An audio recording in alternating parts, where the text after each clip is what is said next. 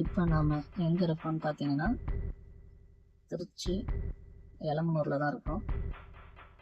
இங்கே வந்து ஒரு முக்கியமான ஒரு பிளேஸ் இருக்குங்க. இது ஒரு திருச்சியோட முக்கியமான சுற்றுலாத்தலம்னு சொல்லுவாங்க. அந்த பிளேஸ் என்னன்னு பார்த்தீங்கன்னா முக்கொம்பு டேம். இந்த இடத்துக்கு இன்னும் சில பேர்லாம் இருக்குது. அதாவது அப்பர் அணைக்கட், மேலணை அப்படின்னு சொல்லுவாங்க. அப்புறம் வந்து கிராண்ட் அணைக்கட், இந்த மாதிரி நிறைய விதமான பேர் இருக்கு. இங்கே நாம் உள்ளே போகிறதுக்கு என்ட்ரன்ஸ் டிக்கெட் வாங்கணும். ஒரு ஆளுக்கு வந்து 5 ரூபா. நாங்கள் வந்து 2 பேர் போயிருந்தோம். ஸோ எங்களுக்கு வந்து 10 ரூபா வாங்கினாங்க. இந்த 5 ரூபாய்க்கு உண்மையிலேயே ஒரு மொத்தான டூரிஸ்ட் பிளேஸ்ன்னு தான் சொல்லணும். இந்த இடத்துக்கு முக்கொம்புன்னு ஏன் பேர் வந்துச்சு அப்படின்னா, அதாவது முக்கொம்பு பெயர் காரணம் கூறுக அப்படின்னு பார்த்தோம் அப்படின்னா, இதோட 3 முனையிலையும் இருந்து ஆறுகள் பிரிஞ்சு போகுது. ஸோ இந்த மாதிரி ரிவர்ஸ் வந்து 3 விதமாக பிரிஞ்சு போகிறனால இந்த இடத்துக்கு முக்கொம்பு அப்படின்னு பேர் வந்துருச்சுங்க. இந்த முக்கொம்பில் ஓடக்கூடிய முக்கியமான ஆறு அப்படின்னு பார்த்தீங்க அப்படின்னா அது காவேரி தான். இந்த முக்கொம்புக்கு நீங்கள் ட்ரெயினில் வந்தீங்க அப்படின்னா, நான் ஓப்பனிலே காமிச்ச மாதிரி எலமனூர் ஜங்ஷனில் இறங்கி அப்படியே ஒரு நடந்து வந்தீங்க அப்படின்னா ஒரு 200 to 300 மீட்டருக்குள்ளே நீங்கள் ரீச் பண்ணிடலாம். அதே பஸ்லேயும் வந்துக்கலாம். பஸ்ஸில் வந்தீங்க அப்படின்னா இங்கேயே வந்து முக்கொம்பு பஸ் ஸ்டாப் பக்கத்துலேயே இருக்குது. இங்கே இறக்கி விட்ருவாங்க. உள்ளே வந்தோன்னே லெஃப்ட் சைடில் ஒரு அருமையான இடம் இருந்துச்சுங்க. குளம் இருந்துச்சு பக்கத்துலேயே. அப்புறம் இங்கே பாருங்கள், இங்கெல்லாம் அட்மாஸ்பியர்லாம் நல்லா தான் இருந்துச்சு, ஓரளவு டீசெண்டாக இருந்துச்சு. இப்போ வந்துட்டு இந்த குளம் வந்து இங்கே பாருங்களேன், குளம் வந்து அப்படியே கொஞ்சம் பாசம் பிடிச்ச மாதிரி இருந்துச்சு. அந்தளவுக்கு கொஞ்சம் பராமரிப்பு இல்லாத மாதிரி தான் இருந்துச்சு. அப்புறம் அந்த குளத்தில் நிறைய குப்பைகளும் கிடக்கு பாருங்கள். இந்த மாதிரி இல்லாமல் கொஞ்சம் நல்லா பராமரித்து செஞ்சு வந்தாங்கன்னா இன்னும் நல்லாயிருக்கும். அடுத்து இங்கே பாருங்கள், அது பக்கத்துலேயே வந்து சாப்பாடுக்கான இடம் வச்சுருக்காங்க. நம்ம ஏதாவது சாப்பாடு கொண்டு வந்தால் இங்கே கூட வந்து உட்காந்து இந்த அட்மாஸ்பியரை ரசிச்சுக்கிட்டு நீட்டாக சாப்பிட்லாம். இப்போ இங்கே பாருங்கள், அட்மாஸ்பியர்லாம் நல்லா இருந்துச்சு. இந்த இடமே வேறு லெவலில் இருந்துச்சு. ஸோ அடுத்து பார்த்தீங்க அப்படின்னா, இதில் குழந்தைங்களை கூப்பிட்டு வந்தீங்கன்னா ரொம்ப நல்லாவே என்ஜாய் பண்ணுவாங்க. குழந்தைகள் என்ஜாய் பண்ணுறதுக்கான நிறைய விதமான விளையாட்டு சாதனங்கள் இங்கே இருக்குது.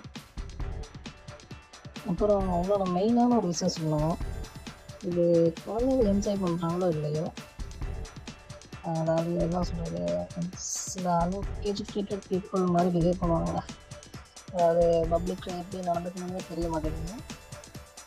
அந்த மாதிரி நிறைய பேர் வந்து இங்கே அதான் என்ஜாய் பண்ணிகிட்ருக்காங்க.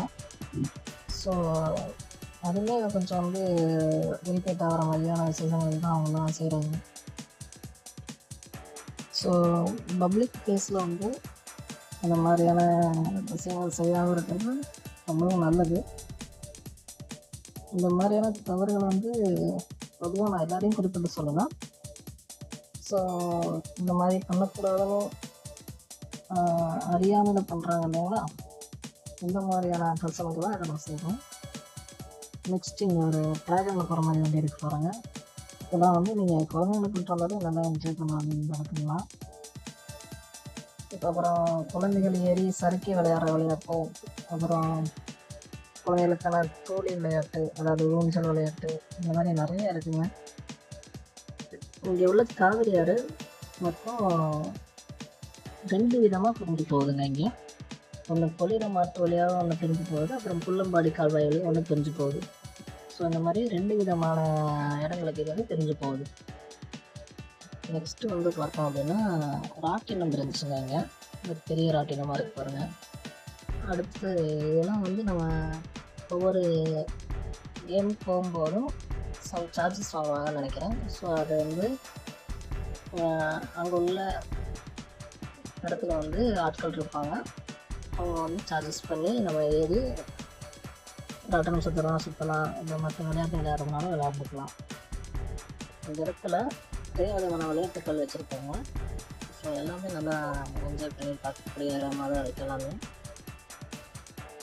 இந்த முக்கொம்பு டேம் இது மெயினாக எதுக்கு கட்டினாங்க அப்படின்னு பார்த்தோம் அப்படின்னா, இந்த காவிரி ஆற்றோட தண்ணி டைரெக்டாக கொள்ளிடமாட்டு வழியாக பிரிஞ்சு அது போய் கடலில் கலந்து வேஸ்ட் ஆகிறத அவாய்ட் பண்ணுறதுக்காக தான் இந்த முக்கொம்பு டேமை கட்டியிருக்காங்க. அடுத்து நாம் மெயின் பிக்சர் வந்தாச்சு. ஸோ நம்மளோட முக்கொம்பு டேம் எவ்வளோ அழகாக இருக்கு பாருங்கள். நீங்கள் பாருங்கள், மக்கள் எல்லாம் நல்லா குளிச்சு என்ஜாய் பண்ணுறாங்க. நீர் போகிற அழகெல்லாம் பாருங்கள், வேறு லெவலில் இருந்துச்சு. நான் முன்னாடியே சொல்லியிருந்தேன், இந்த தண்ணியெல்லாம் கடலில் போய் வேஸ்ட் ஆகுது அப்படின்னு சொல்லியிருந்தேன். ஸோ இந்த கடல் என்ன அப்படின்னு பார்த்தோம் அப்படின்னா வங்காள விரிகுடா, அதாவது இங்கிலீஷில் என்ன சொல்லுவாங்கன்னு பார்த்தோம் அப்படின்னா பே ஆஃப் பெங்கால். ஸோ நான் முன்னாடியே சொல்லியிருந்தேன் இல்லைங்களா, இந்த தண்ணி எல்லாம் கடலில் போய் வேஸ்ட் ஆகுது, ஸோ அதனால தான் இந்த டேம் கட்டினாங்க அப்படின்னு சொல்லியிருந்தேன். ஸோ இந்த டேம் கட்டுறதுக்கு ஸ்கெட்ச் போட்டது யாருன்னு பார்த்தீங்க அப்படின்னா அது வேறு யாரும் இல்லைங்க, நம்ம வெள்ளக்காரனுங்க தான் இதை கட்டினாங்க. டேமோட என்ட்ரன்ஸ் பாருங்கள், மயில் யானெல்லாம் வச்சு பார்க்கவே அழகாக இருந்துச்சு. நாங்கள் வந்து ஒர்க்கிங் டேஸ் வந்தோம். ஸோ அந்தளவுக்கு கூட்டம் இல்லை, ஃப்ரீயாக தான் இருந்துச்சு. ஸோ இங்கே வந்து நீங்கள் வீக்கெண்டில் வந்தீங்கன்னா க்ரௌடாக நிறையா இருக்கும். நீங்கள் வந்துட்டு இந்த மாதிரி விளையாட்டுலாம் விளையாடணும் அப்படின்னா, ராட்டனம் இந்த மாதிரி விளையாட்டுலாம் விளையாடணும் அப்படின்னா ஆட்கள் சேர்ந்தால் தான் அது வந்து அலோவ் பண்ணுவாங்க. ஸோ நீங்கள் அந்த மாதிரி விளையாட்டுலாம் என்ஜாய் பண்ணணும் அப்படின்னு வந்தீங்கன்னா நீங்கள் வீக்கெண்ட்லேயே வந்து என்ஜாய் பண்ணலாம். இந்த டேம் கட்டினதுக்கான முக்கியமான ஒரு விஷயம் அப்படின்னு பார்த்தோம் அப்படின்னா, இது வந்து இந்த டேமை முறையாக பயன்படுத்தி அதில் உள்ள நீரை வந்து விவசாயங்களுக்கு பயன்படுத்துகிறாங்க. அதாவது இங்கே சுற்றி இருக்கிற டெல்டா மாவட்டங்கள் எல்லாமே இதை வந்து பயன்படுத்திக்கிறாங்க. ஸோ அது வந்து ஒரு நல்ல விஷயமா இந்த டேமில் வந்து இருக்குது. இந்த முக்கொம்பு டேம் ஆங்கில ஆட்சி காலத்தில் கொண்டு வரப்பட்டது அப்படின்னு சொல்லி முன்னாடியே நான் சொல்லியிருந்தேன். ஸோ 1829ஆம் ஆண்டு காவிரி பாசன பகுதி பொறியாளராக வந்து சர் ஆர்தர் அப்படிங்கிறவர் பொறுப்பேற்கிறார். ஸோ அவர் மூலியமாக கொண்டு வரப்பட்டது தான் இந்த மேலணை, அதாவது அப்பர் அணைக்கட்டு அப்படின்னு சொல்லி சொல்கிறாங்க. இந்த முக்கொம்பு டேம் வந்து 630 மீட்டர் நீளமும் 40 அடி அகலத்துலையும் 6 அடி உயரத்துலையும் மொத்தம் 45 மதகுகள் கொண்ட ஒரு அணையாக இதை கட்டுறாங்க. இங்கே இந்த குரங்குகள் பண்ணக்கூடிய செய்கையெல்லாம் பாருங்களேன், எல்லாமே ரசிக்கும்படியாகவே இருந்துச்சு. நெக்ஸ்ட்டு வந்து பாருங்கள், தண்ணி எவ்வளோ ஃபாஸ்ட்டாக அப்படியே அடித்து போயிட்டுருக்கு பாருங்கள். இங்கே பாருங்கள், பறவைகள்லாம் வந்து நல்லா என்ஜாய் பண்ணிகிட்ருக்குங்க. பறவைங்கள்லாம் வந்து அந்த தண்ணியில் குளிக்கிறதுலாம் பார்த்தேங்க, அப்படியே உள்ளே போயிட்டு நல்லா என்ஜாய் பண்ணிகிட்ருக்குங்க. ஓவர் டைமும் தண்ணி அப்படி ஃபோர்ஸாக போயிட்டுருக்கும்போது அதில் போயிட்டு அப்படி ஒரு உள்நீச்சல் அடிச்சு வெளியே வருது, செம்மையாக இருந்துச்சுங்க. அதெல்லாம் இங்கே பாருங்கள், இந்த சைடு ஃபுல்லாகவே வரிசையாக தென்னை மரங்கள் இருக்குது. அவை பார்க்கும்போது வேறு லெவல் ஃபீலிங்காக இருந்துச்சு. பாருங்கள், சுற்றிலும் தென்னை மரம். நெக்ஸ்ட்டு வந்து இது டேமோட அதர் சைடு, இன்னொரு சைடு வந்திருக்கோம். இந்த வியூவையும் பாருங்கள், வேறு லெவலில் இருந்துச்சுங்க. நெக்ஸ்ட்டு வந்து இந்த இடத்துல வந்து மீன் பிடிச்சிட்டு இருந்தாங்க. ஸோ வாங்க அந்த மீன் எப்படி பிடிக்கிறாங்கன்னு கொஞ்சம் நேரம் பார்க்கலாம்.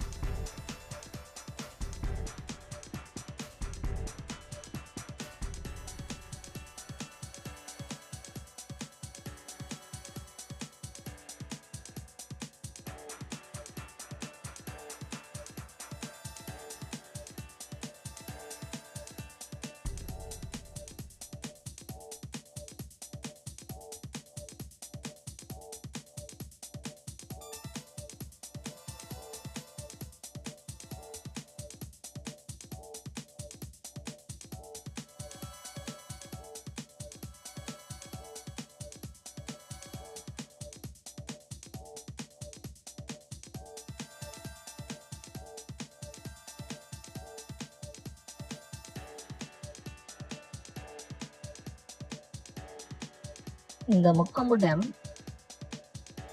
கட்டுறதுக்கு ஸ்டார்ட் பண்ண ஆண்டு அப்படின்னு பார்த்தோம் அப்படின்னா 1834 அப்போ ஸ்டார்ட் பண்ணி எப்போ முடித்தாங்க அப்படின்னா 1836 கட்டி முடிச்சிட்டாங்க. அதாவது இதை கட்டுறதுக்கு கிட்டத்தட்ட 2 இயர்ஸ் ஆயிரும்.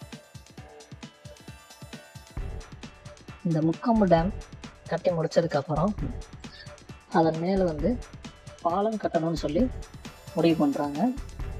ஸோ அதன் மேலே வந்து பாலம் எப்போ கட்டினாங்க அப்படின்னு பார்த்தோம் அப்படின்னா 1846 கட்டியிருக்காங்க.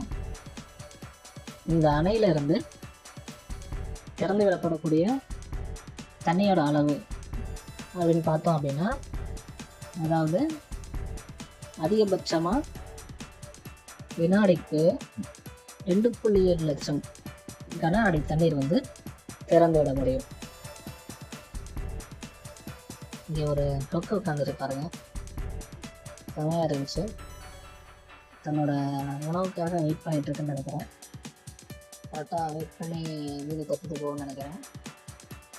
பார்க்கவே அழகாக இருந்துச்சு, ஒயிட்டாக க்யூட்டாக இருக்குது பாருங்கள். உள்ளேயே வந்து கோயிலெலாம் இருந்துச்சுங்க. கோயிலெலாம் பார்க்க நல்லா அழகாக இருந்துச்சு. இங்கே இருக்குது பாருங்கள். இந்த கோயிலுக்கு ஆப்போசிட்டில் தண்ணி போகிற அழகு வந்து வேறு லெவலில் இருந்துச்சு. இங்கே வந்து பாருங்கள், பறவைங்களாம் எவ்வளோ ஜாலியாக என்ஜாய் பண்ணிகிட்டு இருப்பாங்க. செம்மையாக இருந்துச்சுங்க இதெல்லாம் பார்க்கும்போது.